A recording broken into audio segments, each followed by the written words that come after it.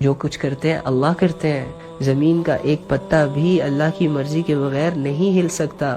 ایک پتا جب درخت سے ٹوٹتا ہے وہ کتنی سلوٹیں اور کتنی کروٹیں بدل بدل کر زمین کی تہہ کو لگتا ہے، اللہ کو وہ بھی معلوم ہے. پہاڑ کے اندر پتھر ہے اور اس پتھر کے اندر چھوٹی سی مخلوق ہے، اللہ تعالیٰ اس کو بھی رزق دیتے ہیں. سمندر ہے، سمندر کی گہرائیوں میں جہاں پر سورج کی کرنیں جانا بند ہو جاتی ہے، اس ان ڈیپتھ میں بھی اللہ تعالیٰ کی مخلوق ہے اور اللہ تعالیٰ اسے دیکھ رہے ہیں، اس سے واقف ہے اور اللہ ان کو کھلاتے ہیں پلاتے ہیں. اللہ تو ایسی ذات ہے بھائی. تمہارے دلوں میں کیا چل رہا ہے، تمہاری سوچ میں کیا چل رہا ہے، تم نے آج کیا کیا، تم بھول گئے لیکن اللہ نہیں بھولتا. اللہ کو دل کے حالات پتہ ہے، تمہارے ایک ایک بات کا، تمہارے ایک ایک سوچ کا، تمہاری ایک ایک خیالات کا، کنورسیشن کا، موبائل میں لکھے گئے میسیجز کا، لوگوں کی پوسٹوں پہ کیے گئے کمنٹس کا، لوگوں سے ان باکس میں وہ میسیجز جو تم لوگ اپنے بھائیوں سے، بہنوں سے، ماؤں سے چھپاتے ہو. یقین کرو اللہ تو وہ بھی جانتا ہے. وہ کالز پہ باتیں کرنا جو چھت پہ چاہ کر تنہائی میں کی جاتی ہیں، اللہ وہ بھی جانتا ہے. ہم لوگوں نے پتہ نہیں کیا سمجھا ہوا ہے. یقین کرو اللہ تو اللہ ہے بھائی.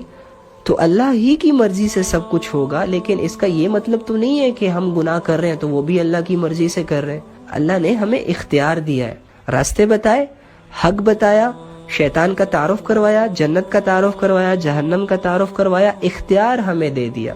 کیا کیا؟ اختیار ہمیں دے دیا کہ میرے بندے تو دنیا کی زندگی میں دو راستوں کو فیس کرے گا.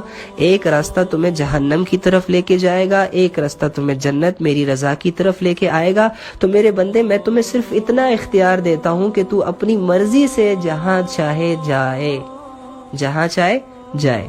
بس اب یہ اختیار ہوتا ہے، یہ وہ فیصلہ ہوتا ہے جو ہمیں روزمرہ کی زندگی میں ہر کام کو کرتے ہوئے کرنا ہوتا ہے. نماز کا وقت ہے لیکن میں یہاں پر مجھے ٹیسٹ بھی ملا ہے، میں نے اسائنمنٹ بھی لکھنی ہے. اب ڈیسائیڈ تم نے کرنا ہے میرے بندے، تو اسائنمنٹ میں ہی لگا رہے یا نماز پڑھے. زنا بھی ہے، نکاح بھی ہے، مرضی تیری ہے، تو زنا کی طرف جاتا ہے، نکاح کی طرف جاتا ہے.